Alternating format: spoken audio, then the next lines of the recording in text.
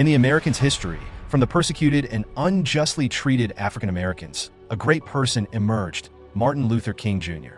I Have a Dream was about equal treatment for minority ethnic groups in America.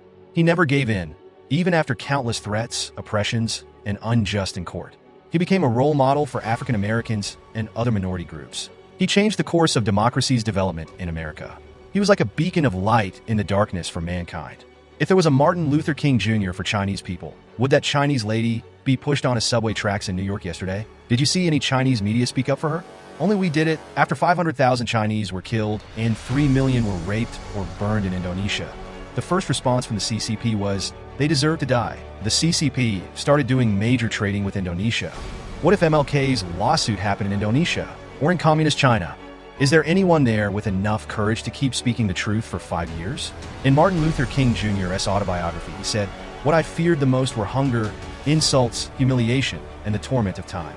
If you have not walked the path, you cannot comprehend the experience of sitting alone and facing questions in a formal setting for over 10 hours. This situation closely resembled the lawsuit between me and Miles Guo and Xia. This involved spending 18 hours a day, 14 of which were spent sitting on a hard chair. People like Xim Xiong and those from Boishuan were also present. Miles Guo fell asleep 7 or 8 times while I sat there in an upright pose. Tell me who can bear it for 5 days in a row. And what about all of the other depositions from these lawsuits? But I really do share the same feeling as MLK. To be able to make it through while having to bear this kind of loneliness, humiliation, insults, and torment. How dreadful is that?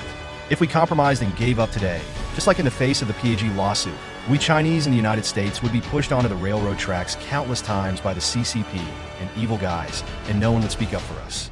If we cannot get the truth out of this lawsuit, we Chinese in the United States will forever be slaves and victims of the judiciary. The CCP will pursue us relentlessly and destroy all Chinese overseas. Strictly speaking, the PAG lawsuit is not that simple. There are huge racial issues, huge legal black holes, and flaws in the U.S. judicial system. Therefore, there will be more serious things coming next.